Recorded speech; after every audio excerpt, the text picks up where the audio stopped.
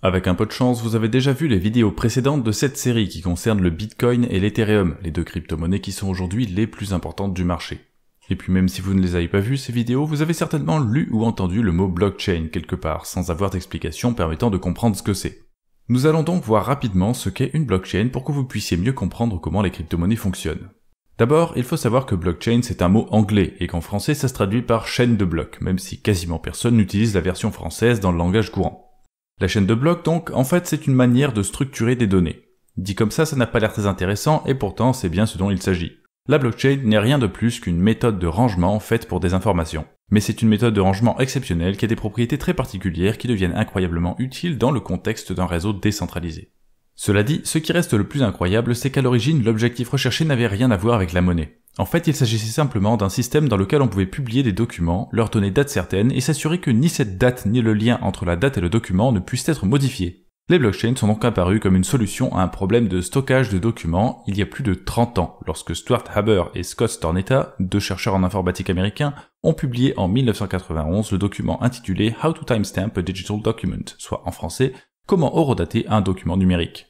À l'époque, le problème était formulé de la façon suivante. Imaginons un groupe de gens souhaitant publier des documents numériques dont la date est certaine.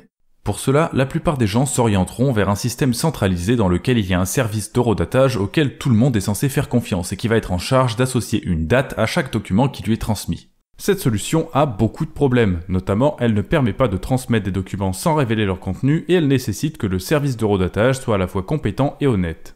C'est une solution primitive qui ne fait au final pas vraiment usage des possibilités offertes par l'informatique. Les deux chercheurs ont d'abord proposé d'avoir recours à deux procédés pour améliorer ce système, les hashages et les signatures.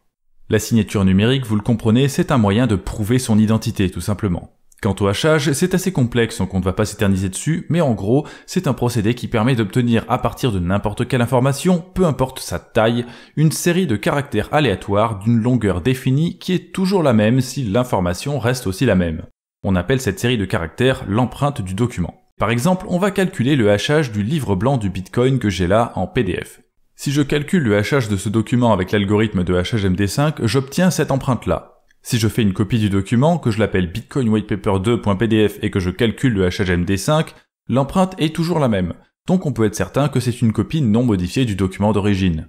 Par contre, si je vais modifier bitcoinwhitepaper2.pdf et que je remplace Satoshi Nakamoto par Craig Wright par exemple, l'empreinte est complètement différente, on n'a même pas besoin de lire le document pour voir que ce n'est pas le même. Avec ces deux mécanismes-là, il est donc possible de préserver la confidentialité des informations et d'envoyer moins de données aux tiers de confiance chargés de dater les documents, mais ça ne résout pas les problèmes qu'il peut y avoir en cas d'incompétence ou de malveillance. Haber et Stornetta ont donc proposé un système alternatif avec deux options possibles, soit se débrouiller pour que le service centralisé ne puisse pas falsifier la date, soit tout changer pour avoir recours à un système décentralisé. Selon cette deuxième solution, pour dater un document de manière décentralisée, il suffisait de hacher le document, de faire signer et dater l'empreinte par d'autres personnes, et enfin de publier l'empreinte avec les signatures et datations. Mais cette méthode a quelques inconvénients et elle n'utilise pas de chaîne. Alors d'où est-ce qu'elle vient cette chaîne? En fait, c'est l'alternative centralisée qui s'en sert.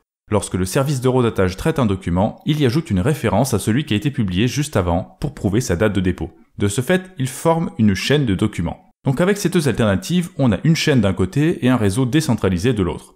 Les auteurs n'y avaient pas pensé, mais on peut mélanger ces deux idées et obtenir une chaîne décentralisée permettant d'horodater des documents. Et malgré le fait que tout ça date de 1991, on se rend vite compte que l'apparition du Bitcoin, au fond, n'est pas si surprenante que ça. Les deux chercheurs américains disaient également que la même idée pourrait être appliquée aux transactions financières.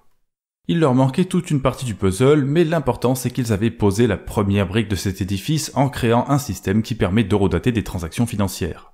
Et ils ne se sont pas arrêtés là. En 1992, ils ont eu l'idée d'ajouter à ce système un autre procédé appelé arbre de Merkle qui consiste à combiner plusieurs empreintes pour en obtenir une seule à la fin, ce qui permet de grouper plusieurs documents sous la forme d'un bloc et de publier une seule empreinte pour l'intégralité du bloc. Et là, on avait déjà véritablement une chaîne de blocs. 17 ans plus tard, Satoshi Nakamoto décrit une blockchain un petit peu différente dans le livre blanc du Bitcoin. L'empreinte du bloc précédent est toujours utilisée pour créer un nouveau bloc, mais les documents sont remplacés par des transactions et le bloc contient aussi quelques informations supplémentaires.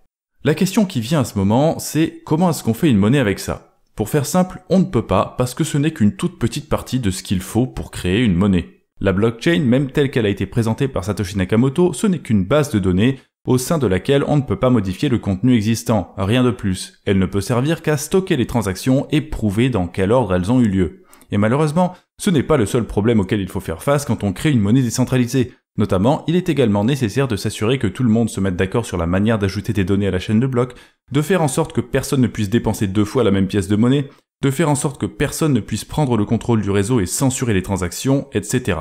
Et tout ça, on en parlera dans une autre vidéo, alors j'espère vous revoir très prochainement sur la chaîne YouTube du Journal du Coin.